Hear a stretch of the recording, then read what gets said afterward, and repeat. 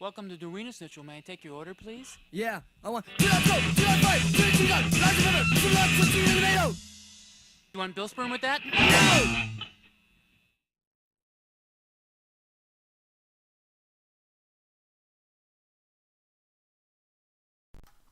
Okay, welcome everybody. Welcome to my first YouTube video. So let's see how this shit comes out. Hopefully it doesn't come out too bad. You know, you can go ahead and leave me your comments. Like it if you like, dislike it if you don't like it. But don't be too harsh on me. But okay, so anyway, I was watching InfoWars the other night, and I came across this video from the LA Women's March. And I was actually kind of falling asleep, and it literally woke me up. So I don't want to give too much away, but let's just say this: I don't want someone to come across the video and think what this lady is saying is correct, because it's far from the truth. So let's go ahead and get started. Well, we're here to protest the Women's March because this is not a women's march. It really isn't. It's a liberal women's march maybe, but not an all women's march. Because they're not being inclusive to conservatives? Yeah, absolutely. Have you guys ran into any problems? Yes. They've been yelling names at us. They don't particularly like my sign. I've gotten the bird. You know, liberals tout about tolerance, yet they seem to be some of the most intolerant people, especially when it comes to Christians and conservatives. I just don't get it. I don't see how people don't see through their bullshit. Let's continue on, shall we? With this moron right here. I'm with her. Yet it looks like he's surrounded by a bunch of guys. What do you think about the stock market and how the economy's been really high? No comment. No comment on it? Yeah. No. Yeah. Don't talk to them. Let's go. Don't talk to them. More power. We're out here representing. Okay, these are the two horrors I was telling you about. Let's go ahead and back this up right here. Whacker. Okay. No comment. No comment on it? Yeah. Don't talk to them. Yeah. Don't talk to them. Let's go. Hi, yes. Okay. That's whore number one. Okay? And we'll refer to her, I guess, as whore number one. This over here, right here, that's whore number two, this blonde-haired lady. So, these are the ladies I was talking about that woke me up out of my slumber. More power. We're out here representing sex workers and equal rights for them because a lot of the time they're excluded from these. And they're excluded from the marches. I guess, I don't know, maybe they're working. I imagine there's probably some men there, probably looking to get laid. That'd probably be a decent place for a hooker to probably pick up a few extra bucks. She's got a nice sign, though. You know, she obviously, you know, a creative person. She probably went to art school. But I guess I shouldn't give art school too much of a hard time, seeing I went to art school and got my degree in graphic arts. But that was a long time ago. Okay, let's continue on, shall we? Our jobs are just as important and just as valid as everybody else's. So, power to the whores, power to... They're just as valuable and just as important as everybody else. Especially, you know, the banker over here in this building, probably. You know, the doctor down the street is getting ready to perform life-saving surgery on someone with a tumor in their brain. But, you know, sucking dick is just as important. That's that communist thinking. You know, that we're all the same. You know, we should all, you know, everybody should have the same. I don't know if you guys remember, but back in the 80s and the 70s, all the film that would come out from inside the USSR about life under communism, lines for toilet paper. I mean, toilet paper was a commodity.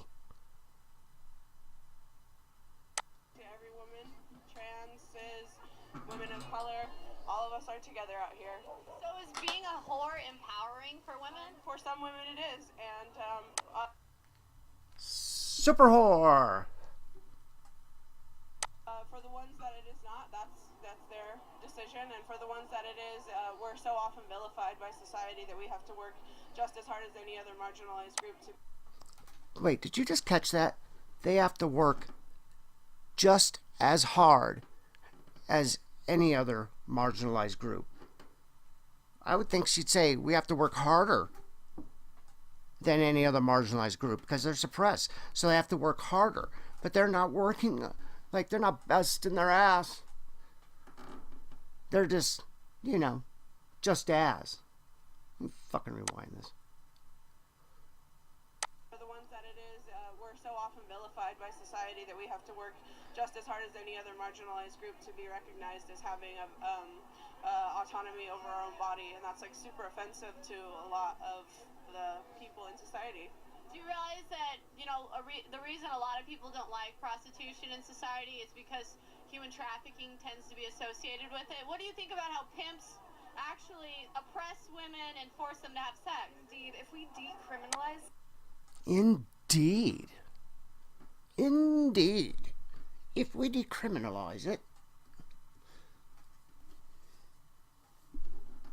sex work, it will make it easier for people to come forward and have some kind of justice surrounding their assault. And the only way to effect that change and really infiltrate trafficking rings is to make it so that all whores have a voice and that we can actually testify and come to the authorities And bring those without fear of Oh my God, it's just a bunch of babble. She just goes on and on. Fucking diarrhea of the mouth. and have some kind of justice surrounding their assault. And the only way to effect that change and really infiltrate trafficking rings is to make it so that all whores have a voice. And What they need to do, folks, is they need to unionize. There you go. They need to form a union. We'll call it Union 69. But I can guarantee you that whore number 1 and whore number 2, they don't pay taxes for sex work. Hell no. Do you think they do a 1099? Probably not. If they want to get together and do all this shit, you know what, and make it legal, yeah, well then you can pay taxes too. And the reason whores are been looked down on life is because they're whores. They've always been looked down on. It's not a noble profession. Okay, now what's coming up is the part that really pissed me off. And the number 2 says it, or number 2 is the dumbass that makes the comment. that we can actually testify and come to the authorities And bring those without fear of And come to the authority. What do you think about STDs and AIDS and horrible diseases out there? Don't you think that prostitution spreads diseases? Absolutely not. Prostitutes are the best people in the world at not getting STI, STDs. Do I need to rewind that for you? Are you fucking kidding me? Prostitutes are the best at not getting STDs and STIs. I guess that stands for sexually transmitted infection. I don't know. They're the best, huh? I guess they have super pussies, folks.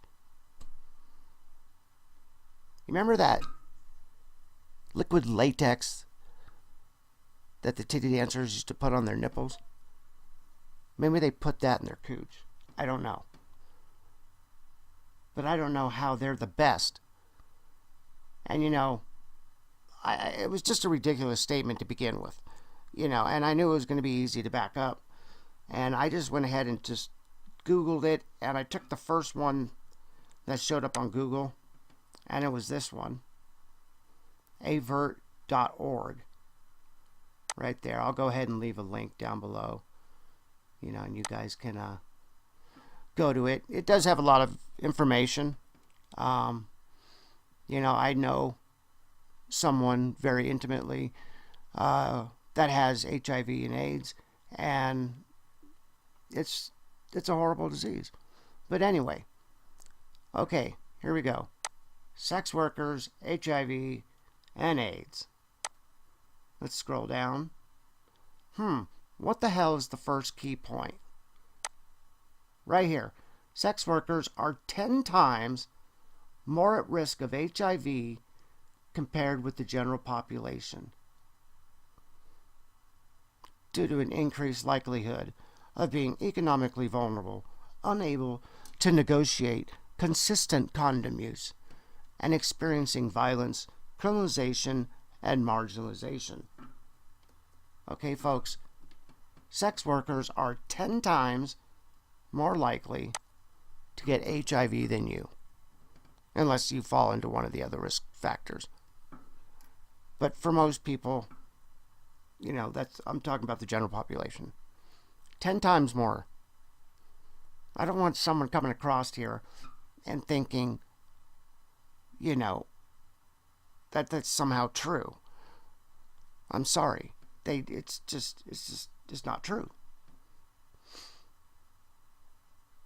Due to an increased likelihood of being economically vulnerable. Well, yeah, it's not a very well-paying profession. You know, it doesn't require any skill. Anybody could be a whore. All you have to do is spread your legs. I'm sure it helps if you're pretty, but when's the last time you saw a really pretty hooker walking down the street? I know where I live. At least half of them are guys. So, but yeah, I saw that and it just really upset me. You got to be kidding me. I mean, I don't know where she gets her information. She obviously didn't even take the time to even, you know, try to back up her own shit.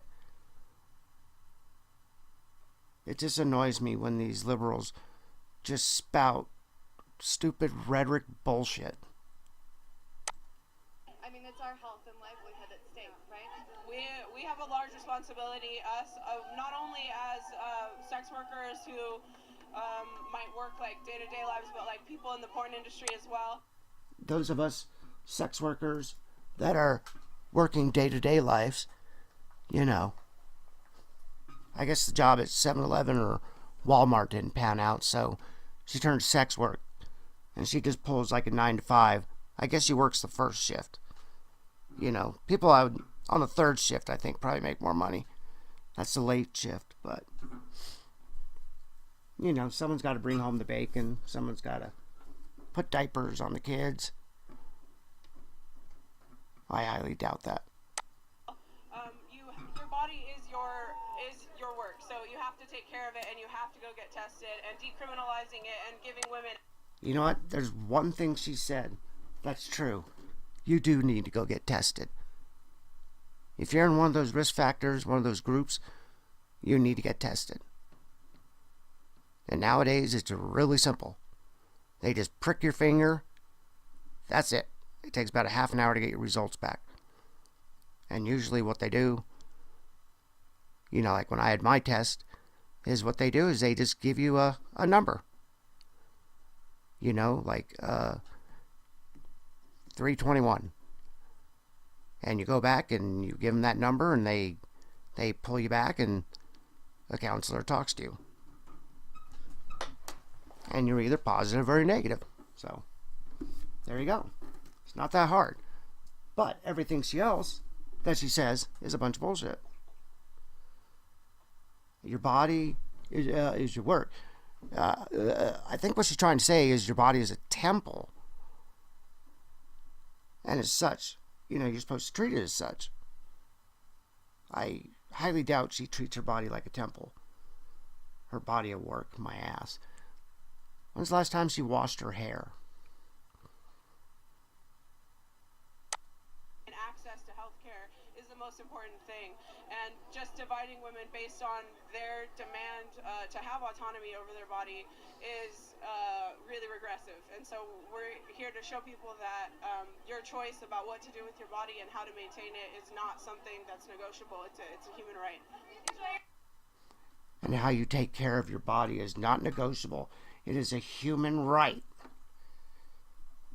My God, the rhetoric. You know how many fights I would probably get into if I went to a march like that? And I'm sure a lot of you, it'd be the same way. It'd just be argument after argument after argument. You know, it would be fun in a way to see how many different, facts you get. How they vary, from one side of the march to the other. So, anyway, that's my video. I saw that. It upset me. I'll probably make some more videos. So, click like if you like it. Go ahead and leave me a comment below. Feel free to,